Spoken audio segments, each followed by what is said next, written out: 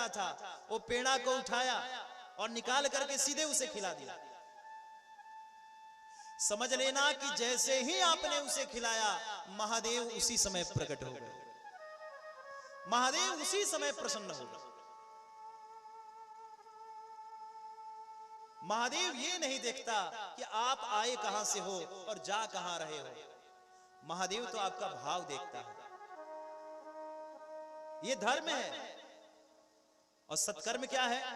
ये दान पुण्य, ये पूजा पाठ, ये सत्कर्म, ये कथा भागवत, ये हमारे जीवन के सत्कर्म हैं और यही सत्कर्म हमारे साथ जाएगा। इत्र चमेली लॉक्स का साबुन चाहे लगा लो सेंट, जगत में कोई ना परमानेंट। इस संसार में कोई परमानेंट नहीं है, सबको जाना है। इसलिए जितना समय मिला, जैसे मिला, इसको उपयोग करो। तो धर्म और सत्कर्म में अंतर है। नारद जी से महाराज किसने, तो आज नारद जी से आकाशवाणी ने कहा नारद जी सत्कर्म करो। नारद जी ने सोचा सत्कर्म कैसे करूं? तो वही नारद जी महाराज एकदा ही विशालायाम चत्तवारा ऋषियों मला, विशालापुरी में घूम रहे थे, दुखी थे, और सन्नत कुमारों ने पूछा, कहो भैया क्यों दुखी हो, दुख का कारण क्या है, ये तो बताओ। तब नारद जी ने कहा भैया एक ही दुख है, भक्ति महारानी के दोनों पुत्रों को स्वस्थ करना है, ज्ञान और वैराग्य। तो बोले अगर भक्ति को स्वस्थ करना है और ज्ञान वैराग्य को स्वस्थ करना है तो इसके लिए काम करना पड़ेगा। श्रीमद् भागवतम शास्त्रम कलौकीरेण भासितम, श्रीमद् भागवत की कथा श्रवण कराओ, ज्ञान और वैराग्य दोनों स्वस्थ हो जाएंगे।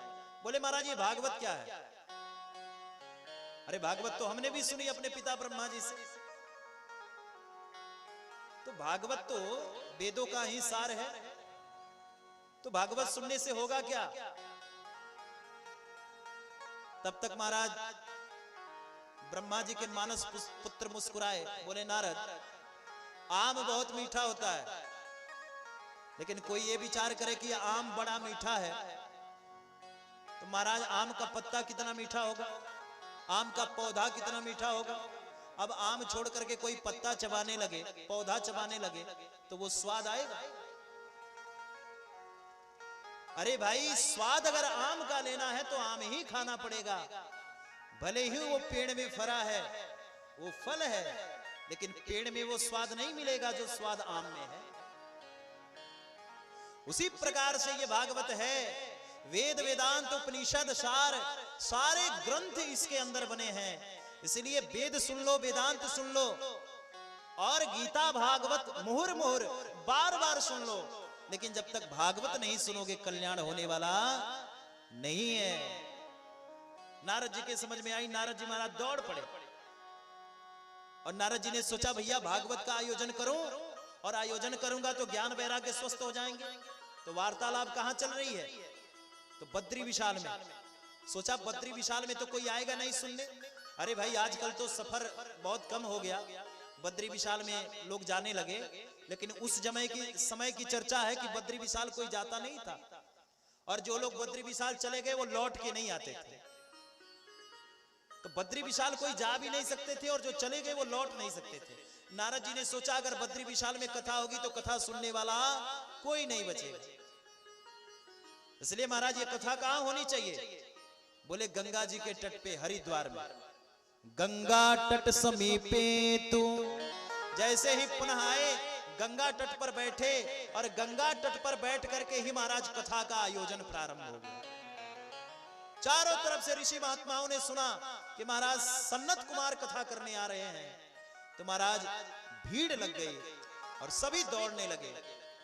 जय शब्दो नमः शब्दः शंख शब्द तथैव च, चारों तरफ से जय जयकार होने लगा, जय हो जय हो जय हो की उच्चारण होने लगे। सन्नत कुमार बैठ गए, कथा प्रारंभ हो गई। इसी बीच में महाराज भृगुर वशिष्ठ गौतमे, बड़े बड़े भृगु महाराज गौतम ऋषि, ऐसे ऐसे महात्मा कथा सुनने के लिए दौड़ पड़े। अच्छा भृगु जी सबको पकड़ पकड़ के ला रहे, ए भैया चलो चलो कथा हो रही है। सबको पकड़ पकड़ के ला रहे हैं। अच्छा, भृगु जी को क्या पड़ी है कि सबको पकड़ पकड़ के ला रहे हैं? अरे भाई, आप आ रहे हो कथा सुनो, लेकिन अब पड़ोसी को पकड़ के ला रहे, भैया कथा हो रही है, चलो भागवत हो रही है। ऐसे ही भृगु जी पकड़ पकड़ के ला रहे हैं। बीमा कंपनी के एजेंटों को देखा होगा ना, जो बीमा करने वाले लोग होते हैं, आपके घर जाएंगे, बोलेंगे भैया 2 लाख का करा लो 4 लाख मिलेगा, 5 लाख का करा लो 10 लाख मिलेगा। ऐसा क्यों? वो आपके फायदे की बात करते हैं। अच्छा भैया, कोई ये प्रश्न करे, भैया हमारे फायदे की तो बात कर रहे हो, इसमें तुम्हारा क्या फायदा है? अरे 10 लाख 20 लाख मुझे मिलेगा, तुम्हें क्या मिलेगा? मिलता है कि नहीं मिलता है? उसी प्रकार से भृगु जी सबको पकड़ पकड़ के ला रहे हैं, समझा के ला रहे हैं। कुछ लोग आनाकानी कर रहे थे, अरे छोड़ो क्या कथा सुनना, उनको भी समझा के ला रहे हैं, भैया चलो चलो कथा हो रही है। और जो नहीं आ रहे हैं उनको समझा के ला रहे हैं। क्यों? भृगु जी ने सोचा कि हम अपना कल्याण तो कर ही रहे हैं, और कहीं ये कथा भागवत सुन लेंगे तो इनके भी 2-2% पुण्य हमको मिल गया तो हमारा चकाचक हो जाएगा। इसलिए सबको पकड़ के ला रहे हैं, चलो चलो भैया कथा हो रही है। इसलिए देखो भाई, धर्म और कर्म और सत्कर्म अकेले नहीं करना चाहिए। अरे भाई, उनको भी बताओ जो महाराज इससे दूर हैं, उनको भी समझाओ जो सुनना नहीं चाहते, उनको भी जोड़ो जो जुड़ना नहीं चाहते, उनको भी समझा करके जोड़ के और फिर लाओ, और फिर पंडाल में बैठ करके कथा सुनाओ। और 7 दिन जब बीतेगा तो उसके पुण्य का 2-3% तुम्हें मिल जाएगा, तो तुम्हारा भी चकाचक और उसका भी चकाचक हो जाएगा। बोल भक्तवत्सल भगवान की जय। भृगु जी पकड़ के ला रहे हैं, सब बैठ गए महाराज, अभी तो कथा प्रारंभ हुई है। इतने में महाराज अभी केवल श्रीमद् भागवत का महात्म चरित्र हुआ, तब तक भक्ति महारानी अपने दोनों पुत्रों के साथ आ गई। भक्ति महारानी ने आकर के नारद जी से कहा, क्वतिष्ठामि, मैं कहां बैठूं? और ये मेरे 2 पुत्र हैं नारद, इनको कहां बिठाऊं ज्ञान वैराग्य? नारद जी ने कहा, माता जी आप यहीं बैठा दो ज्ञान वैराग्य। भक्ति महारानी ने कहा कि मैं कहां बैठूं? नारद जी ने मुस्कुरा करके कहा, मां आपको पूछना पड़ेगा, ये जितने जो बैठ करके कथा सुन रहे हैं, इनके हृदय में आप प्रविष्ट हो जाओ। भक्ति सुतौ तौ तरुणौ गृहीत्वा प्रेमैक रूपा सहसो विरासित। श्री कृष्ण गोविंद हरे मुरारी नाथेति नामा निमुहुर वदन्ति। हे भक्ति महारानी, आप श्रोता समुदाय के हृदय में बैठ जाओ। और भक्ति महारानी श्रोताओं के हृदय में जाकर के प्रविष्ट हो गई, क्योंकि भक्ति जब तक हृदय में रहेंगी तो भगवान आते रहेंगे। अच्छा, बिना भक्ति के भगवान आएंगे? कुछ लोग भगवान को बुलाना चाहते हैं और कहते हैं भैया मन चंगा तो कठौती गंगा, मन चंगा कर लो भगवान आ जाएंगे। अच्छा, भगवान तो सामने आ गए, लेकिन भगवान मन में नहीं आना चाहते। क्यों? चंगा बनाया ही नहीं। कह तो रहा है कि मन चंगा, लेकिन पहले चंगा बन तो जा। मन में क्या क्या भरा है? बोले काम, क्रोध, लोभ, मद, ईर्ष्या, छल, कपट, चोरी, बेमनत्व, ये सब मन में भरा है। और भगवान आना भी चाहते हैं तो पहले दरवाजे पर खड़े होके देखते हैं, और जैसे ही दरवाजे पर पहुंचे तो क्या देखा? हाउसफुल है, पहले से ही हाउसफुल। क्या भरा है भाई? बोले काम, क्रोध, लोभ, मद, ईर्ष्या, छल, कपट, चोरी, बेमनत्व, ये सब महाराज मन में ही भरा है। तो भगवान ने जब देखा हाउसफुल है, तो भगवान आ भी गए और चले भी गए, आए नहीं, हृदय भवन में नहीं उतरे। लेकिन अगर भगवान को हृदय भवन में उतारना चाहते हो कि भगवान हमारे हृदय में आ जाएं, तो भैया क्या करना पड़ेगा? बोले भक्ति महारानी को बुला लो। भक्ति जब हृदय में आएंगी तो क्या करेंगी? बोले हृदय भवन को झाड़ू पोछा करके साफ कर देंगे। माताओं का काम है ना साफ सफाई करने में, भाई लोग आगे नहीं होते, माताएं सबसे आगे होती है। इसलिए न गृहिणी गृह मित्याहु गृहिणी गृह मुच्यते। अरे ईंट पत्थर के मकानों को घर थोड़ो कहते। घर चाहे 2 मंजिल बना लो, 4 मंजिल बना लो, 10 मंजिल बना लो, चाहे जितना बढ़िया घर बना लो, लेकिन अगर घर वाली अच्छी नहीं है तो घर बेकार है, चौपट है। और घर चाहे फूस और मड़ई का हो, खपड़े का हो, लेकिन घर वाली अच्छी है तो वही महल है। इसलिए न गृहिणी गृह मित्याहु गृहिणी गृह मुच्यते। ईंट पत्थर के मकान घर नहीं है, घर वाली ही घर होती है। इसलिए जब हृदय भवन में भक्ति महारानी आएंगी तो क्या करेंगे, हृदय भवन को झाड़ू पोछा करके साफ सफाई कर देंगे। काम, क्रोध, लोभ, मद, ईर्ष्या, छल, कपट, चोरी, बेमनत्व सब दूर हो गया। और जैसे ही दूर होगा तो अपने प्रीतमा भक्ति को देख करके भगवान ज्यादा दूर नहीं रहते। जहां जहां भक्ति वहां वहां भगवान। इसलिए केवल एक भक्ति आ गई तो भगवान ढूंढते ढूंढते चले आते हैं, भगवान रह नहीं पाते। ये भगवान की उदारता है, जहां भक्ति वहीं भगवान। प्रवेशिते हृदय तेसाम भक्ति सूत्रोपनद्य। भक्ति का सूत्र है। तो महाराज सबके हृदय में बैठने के लिए कहा भक्ति महारानी से। भक्ति महारानी श्रोताओं के हृदय में बैठ गई और भागवत प्रारंभ हुआ। इतने में महाराज ज्ञान और वैराग्य जो थे वो स्वस्थ हो गए। अभी तो भागवत हुआ भी नहीं, अभी तो महाराज भागवत की चटनी और चूरन चटाई है, अभी तो कथा होनी सब बाकी है। चटनी और चूरन चाट करके ज्ञान वैराग्य स्वस्थ हो गए। विचार करना भागवत में क्या चमत्कार है। इसलिए भागवत में एक अद्भुत चमत्कार है। बोल भक्त वत्सल भगवान की जय, भागवत भगवान की जय। हर हर महादेव शंभो। अभी हम सभी लोगों ने श्रीमद् भागवत कथा के आधारित ये प्रसंग श्रवण किया कि भक्ति महारानी ने दोनों पुत्र ज्ञान और वैराग्य को नारद जी ने कथा सुना करके तृप्त कर दिया, शुद्ध कर दिया। भक्ति महारानी के दोनों पुत्र स्वस्थ हो गए, ज्ञान और वैराग्य। अब यहां पर नारद जी ब्रह्मा जी के मानस पुत्रों के सानिध्य में हैं। सनत सनातन सन्नत कुमार ये ब्रह्मा जी के मानस पुत्र हैं। नारद जी ने कहा महाराज हम आपसे कुछ प्रश्न करना चाहते हैं। ध्यान से 10-20 मिनट कथा सुने। बोले महाराज हम आपसे प्रश्न करना चाहते हैं, इस संसार में जो भक्तिमय व्यक्ति है, जो धर्म करता है, सत्कर्म करता है, पूजा करता है, पाठ करता है, ऐसे व्यक्तियों का तो तरण तारण हो जाएगा कथा सुनने से। जो सात्विक व्यक्ति है, धर्म करने वाला, सत्कर्म करने वाला, पूजा पाठ करने वाला, ऐसे व्यक्ति का तो भागवत सुनने से महाराज कल्याण हो जाएगा। लेकिन जिसने अपने जीवन में ना कभी सत्कर्म किया हो, ना सत्संग किया हो, ना धर्म किया हो, और दिन रात जो बेविचार व्यवस्था में लगा हुआ है, दिन रात जो पाप कृत कर्म में लगा है, क्या ऐसे व्यक्तियों का भी कल्याण हो जाता है कथा सुनने से, भागवत सुनने से?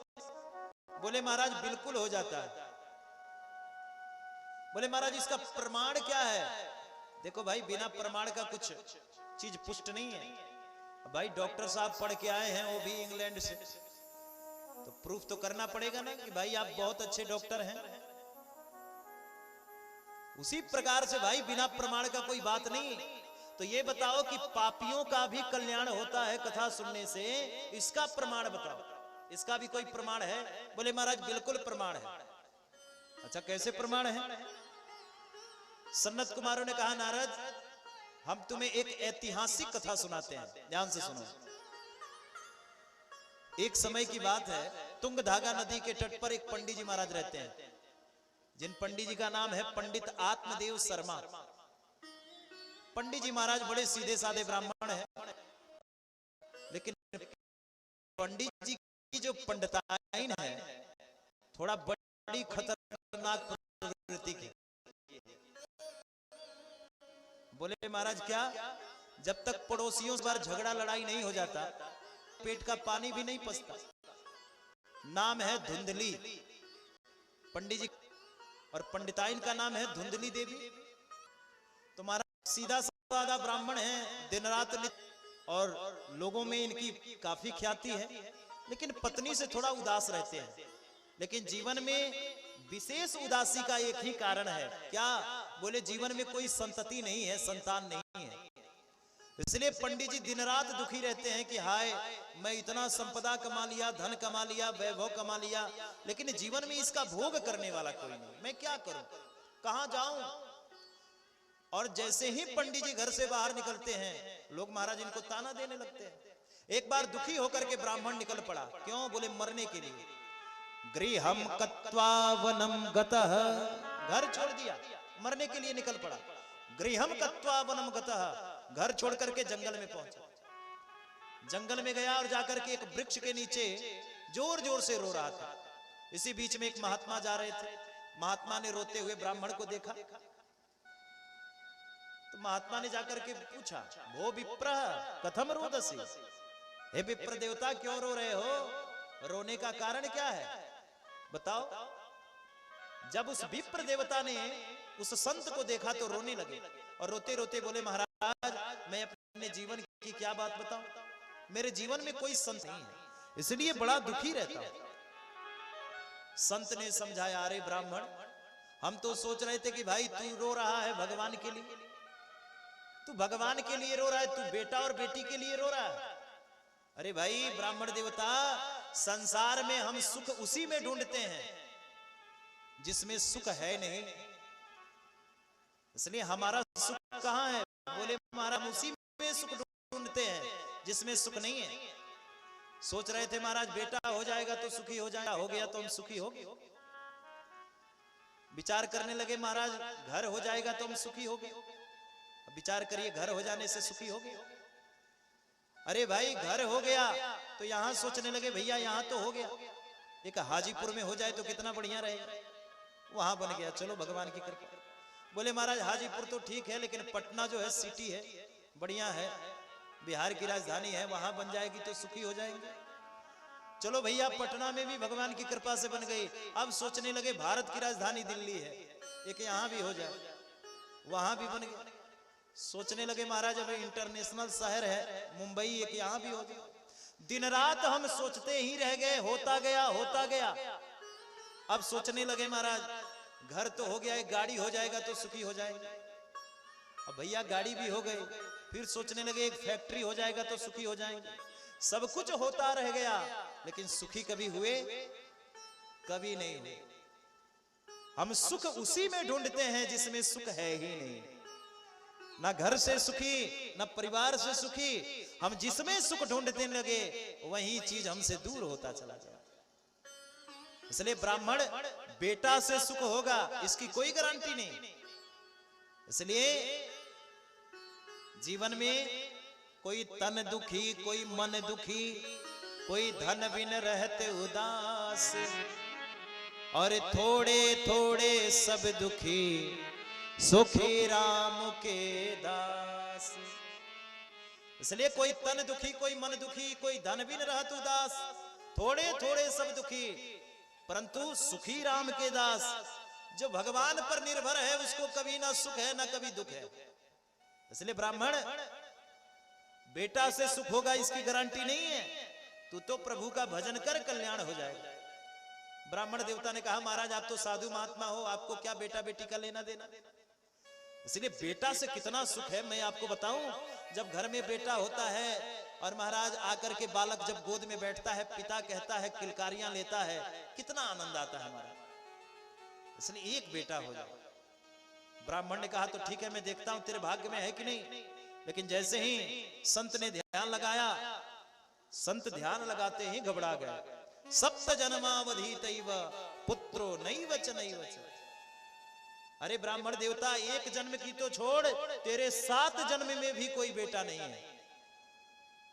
अब तो दुखी होकर के माथा पटकने लगा। महाराज आपकी कृपा हो जाए तो पुत्र हो जाएगा, नहीं तो मैं माथा पटक के मर जाऊंगा। संत को दया आ गई, संत ने झोली से फल निकाला और फल निकाल करके दे दिया। कहा अपने पत्नी को खिला देना, कालांतर में बेटा ही होगा। अब महाराज पंडित जी फल लेकर के निकले घर, और पंडिताइन घर के चौके में कुछ काम कर रही थी।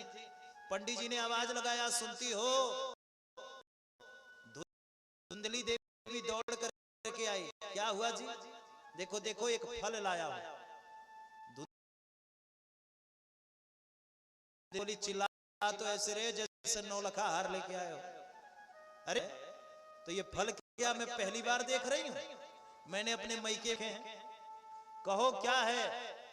बोले देवी ऐसा वैसा पाओगी तो बेटा होगा। ओहो महाराज ऐसी बात है, तब तो रखो, मैं स्नान ध्यान और फिर जाकर के फल को खाऊंगी। ठीक है। पंडित जी सीधा साधा ब्राह्मण फल को रखे और निकल पड़े। जाकर के सबसे हमारे घर में भी एक अद्भुत फल आया है संत की कृपा से, और मेरी पत्नी को भी बेटा होगा बहुत समय से। हमारा सीधा साधा ब्राह्मण है, सबसे बताए जा रहे हैं। इधर धुंधली ने स्नान किया और फल लेकर के बैठ गई। विचार करने लगी, खाऊं कि ना खाऊं कि ना खाऊं। इतने में पड़ोसन आ गई। अरे धुंधली बहन क्या बात है? धुंधली देवी ने कहा, अरे बहन तुम नहीं जानती, हमारे पंडित जी जंगल में गए थे, एक महात्मा ने फल दिया और कहा है खाने से बेटा होगा। पड़ोसन ने कहा, अरे बहन महात्मा का वचन कभी असत्य नहीं होता, इसलिए तू खा ले, बिल्कुल बेटा होगा। पड़ोसन ने जब कहा तो धुंधली देवी ने कहा, बहन तू बिल्कुल सत्य कह रही है, लेकिन कहीं मैंने फल खा लिया तो मेरे पेट में बच्चा आ जाए, और बच्चा घर अगर पेट में आ जाएगा तो घर का काम काज कैसे करूंगी? बोले अरे बहन तुम्हें चिंता करने की जरूरत नहीं, जैसे ही 2-4 महीने बचेंगे अपने ननद को बुला लेना, ननद घर का सारा कार्य करेगी, और जब बुआ बन जाएगी तो थोड़ा सा बधाई दे करके भेज दे। अरे बहन तू नहीं जानती, मेरी ननद तो महा चुट्टी है, 3-4 महीने अगर घर में रह जाएगी तो साफ कर देगी पूरे घर को, इसलिए मैं नहीं ननद को बुलाने वाली। पड़ोसन ने कहा, बहना तुम्हें चिंता करने की जरूरत नहीं, तू सब मंगलमय होगा। धुंधली बोली, अरे बहन कहीं मैंने फल खा लिया, मेरे पेट में बच्चा आ गया और मैं गर्भिणी हो जाऊं, और कहीं मेरे घर में आग लग गया तो कैसे भागूंगी? पड़ोसन बोली, अरे भाई इतना क्यों सोचती है, तू तो फल खा ले, ये तो फल खा लेता, लेकिन कहीं मैंने फल खा लिया तो हमने सुना है बहन देव जी महाराज तो अपने मातृगर्भ में 12 वर्ष रह गए, 12 वर्ष रह गए, और कहीं मेरा बेटा 2-4 वर्ष मेरे पेट में रह गया तो मेरा क्या होगा? पड़ोसन का माथा गर्म हो गया। पड़ोसन ने कहा, जो तेरे जी में आए सो कर, मैं तो चली। पड़ोसन निकल पड़े, और इधर महाराज धुंधली ने फल नहीं खाया। इदम भक्षा पतम तो त्वम ततः पुत्रो भविष्यति। फल नहीं खाया। एवं कुतर्क योगे न तत्फलम नैव भक्षितम। इतने कुतर्क की कैंची चलाई कि फल को छोड़ दिया। इतने में उसकी बगल की बहन एक आ गई, जो बगल के गांव में ब्याही थी, आकर के बोली, अरे धुंधली बहना प्रणाम प्रणाम बहना, आओ आओ